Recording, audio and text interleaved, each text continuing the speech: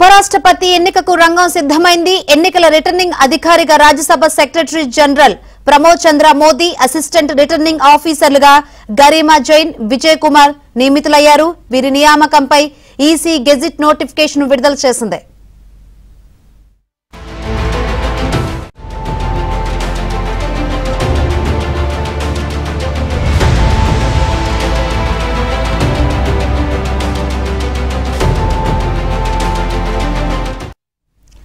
ఉపరాష్ట్రపతి ఎన్నికకు రంగం సిద్ధమైంది. ఎన్నికల రిటర్నింగ్ అధికారిగా రాజ్యసభ సెక్రటరీ జనరల్ ప్రమోద్ చంద్ర మోదీ, అసిస్టెంట్ రిటర్నింగ్ ఆఫీసర్లుగా గరిమా జైన్, విజయ్ కుమార్ నియమితులయ్యారు. వీరి నియామకంపై ఈసీ గెజిట్ నోటిఫికేషన్ విడుదల చేసింది. ఇదే అంశం సంబంధించి మరిన్ని వివరాలు అందించేందుకు మా ఢిల్లీ బ్యూరో చీఫ్ కృష్ణ సిద్ధంగా ఉన్నారు. కృష్ణ, శంకరి, జగదీప్ ధన్కర్ ఉపరాష్ట్రపతిగా రాజీనామా చేసిన తర్వాత కొత్త ఉపరాష్ట్రపతి ఎన్నికకు కేంద్ర ఎన్నికల కమిషన్ సన్నాహాలు చేస్తుంది. అందులో భాగంగా ఈ రోజు రిటర్నింగ్ అధికారి, అదేవిధంగా సహాయక రిటర్నింగ్ అధికారులను కేంద్ర ఎన్నికల కమిషన్ నియమించింది.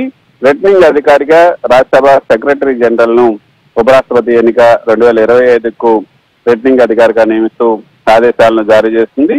ఇక సహాయ రిటర్నింగ్ అధికారులుగా సంయుక్త కార్యదర్శి, ఏదైతే రాజ్యసభలో సంయుక్త కార్యదర్శి గరిమా జైన్, డైరెక్టర్ అయినటువంటి విజయ్ కుమార్, వీళ్ళిద్దరినీ కూడా సహాయ రిటర్నింగ్ అధికారులుగా ఈసీ నియమించింది. దీనికి సంబంధించినటువంటి గెజిట్ నోటిఫికేషన్ కూడా కొద్దిసేపటి క్రితం కేంద్ర ఎన్నికల కమిషన్ విడుదల చేసింది. గతంలో మనం చూసాం, మొన్న రాష్ట్రపతిగా ఉపరాష్ట్రపతి పదవికి రాజీనామా చేసిన తర్వాత జగదీప్ ధన్కర్ ఆయన రాజీనామా పత్రాన్ని ఆమోదిస్తూ రాష్ట్రపతి నిర్ణయం తీసుకున్నారు. ఆ తర్వాత కేంద్ర హోంశాఖ కూడా గెజిట్ నోటిఫికేషన్ ద్వారా భారత ఉపరాష్ట్రపతి జగదీప్ ధన్కర్ రాజీనామా చేసినట్లుగా ఒక గెజిట్ నోటిఫికేషన్ ద్వారా కూడా పేర్కొంది. ఆ విషయాన్ని కేంద్ర ఎన్నికల కమిషన్ స్పష్టం చేస్తూ కేంద్ర హోంశాఖ ఈ విధంగా గెజిట్ నోటిఫికేషన్ విడుదల చేసింది. కాబట్టి భారత రాజ్యాంగంలోని ఆర్టికల్ 324 ప్రకారంగా ఉపరాష్ట్రపతి ఎన్నికలు నిర్వహించాల్సినటువంటి బాధ్యత భారత ఎన్నికల సంఘానికి ఉంది. ఉపరాష్ట్రపతి ఎన్నికల ప్రక్రియను presidential and vice presidential election act 1952 ప్రకారం రూపొందించినటువంటి presidential and vice presidential election rules 1974 ద్వారా నిర్వహిస్తున్నట్లు కూడా కేంద్ర ఎన్నికల కమిషన్ పేర్కొంది.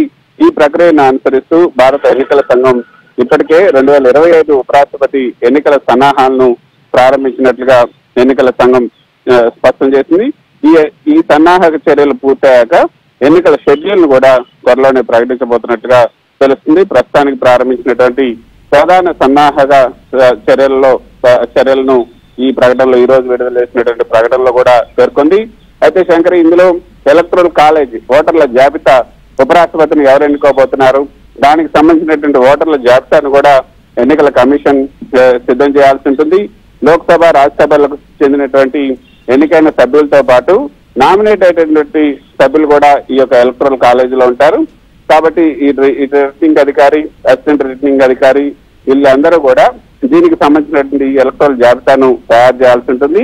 ఇక సహజంగా వచ్చే నెల 21వ తేదీ వరకు కూడా పార్లమెంట్ ఉభయ సభలు జరుగుతున్నాయి. కాబట్టి వచ్చే నెల 21వ తేదీ, ఆగస్టు 21వ తేదీలోగానే ఈ షెడ్యూల్ అంటే ఎన్నిక ప్రక్రియ పూర్తవుతుందని కూడా పార్లమెంట్ సభ్యులు భావిస్తున్నారు, బీజేపీ నేతలు కూడా భావిస్తున్నారు.